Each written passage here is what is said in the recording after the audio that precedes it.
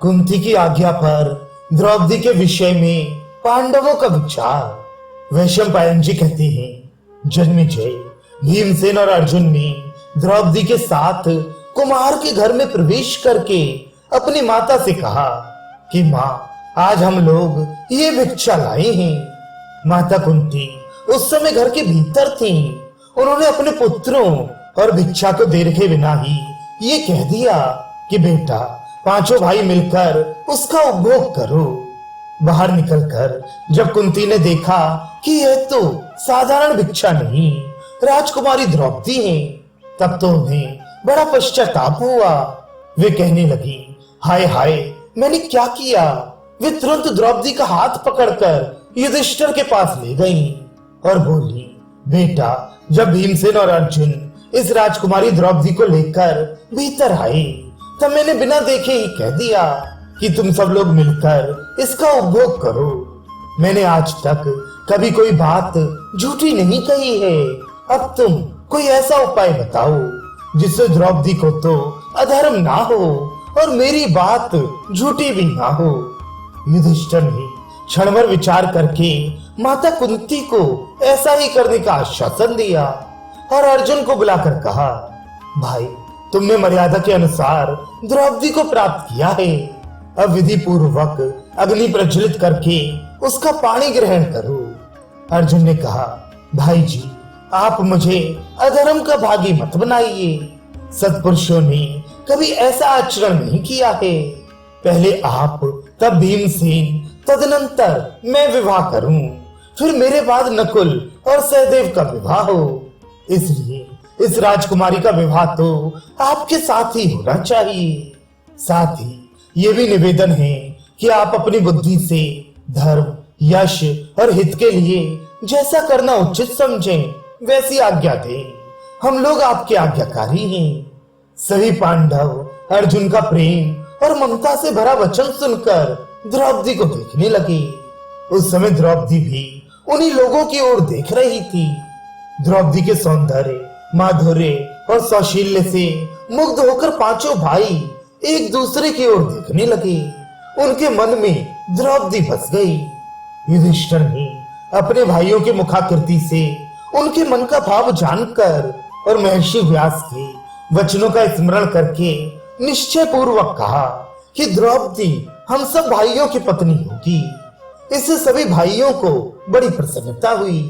वे अपने मन में इसी बात पर विचार करने लगे। भगवान श्री कृष्ण ने स्वयंवर में ही पांडवों को पहचान लिया था। अब वे बड़े भाई बलराम जी के साथ पांडवों के निवास स्थान पर आए। उन्होंने वहां पांचों भाइयों को देखकर पहले धर्मराज युधिष्ठिर के चरणों का स्पर्श किया और अपने अपने नाम बतलाए। पांडवों ने बड़े प्रेम से उनका स्वागत सत्कार किया। दोनों भाइयों ने अपनी बुआ कुंती के चरणों में प्रणाम किया। युधिष्ठिर ने भगवान श्री कृष्ण से कुशल प्रश्न के अनंतर पूछा कि भगवान श्री कृष्ण से कुशल प्रश्न के अनंतर पूछा कि भगवान, हम लोग तो यहाँ छिपकर रह रहे हैं, आपने हमें कैसे पहचान लिया? भगवान श्री कृष्ण ने हंसते हुए कहा, महाराज, क्या लोग छिपी हुई आग को नहीं ढूंढ लेते? आज भीमसेन और अर्जुन ने जिस पराक्रम का परिचय दिया है, वे पांडवों के अतिरिक्त और किसमें संभव है? ये बड़े सौभाग्य और आनंद की बात है कि दुर्योधन और उसके मंत्री पुरोचन की अभिलाषा पूरी ना हुई। आप लोग लाक्षा भवन की आग से बच निकले। आपके संकल्प पूर्ण हो, आपका निश्चय सार्थक हो। अब हम लोग यहाँ अधिक देर तक रहेंगे तो लोगों को पता चल जाएगा।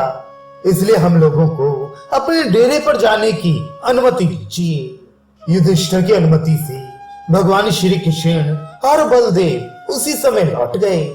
जिस समय भीमसेन और अर्जुन द्रौपदी को साथ लेकर कुमार के घर जा रहे थे, उस समय राजकुमार धृष्टद्युम्न छिपकर उनके पीछे पीछे चलने लगा था।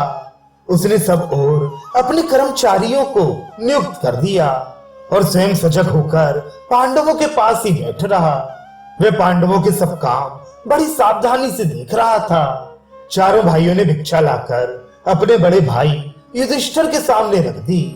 कुंती ने द्रौपदी से कहा, कल्याणी, पहले तुम इस भिक्षा में से देवताओं का अंश निकालो, ब्राह्मणों को भिक्षा दो, आश्रितों को बांटो, बचे हुए अन्न का आधा भीमसेन को दे दो, आधे में 6 हिस्से करके हम लोग खा लें। साध्वी द्रौपदी ने अपनी सास की आज्ञा में किसी प्रकार की शंका किए बिना प्रसन्नता से उसका पालन किया। भोजन के पश्चात सबके लिए कुशासन बिछाया। सबने अपने अपने निरक्षरम बिछाए और धरती पर ही पड़ रहे। पांडवों ने अपना सिरहाना दक्षिण दिशा में किया। सिर की ओर माता कुंती और पैरों की ओर राजकुमारी द्रौपदी सोई। सोते समय वे लोग आपस में रथ, हाथी, तलवार, गदा आदि की ऐसी विचित्र विचित्र बातें कर रहे थे मानो कोई सेनाधिकारी हो।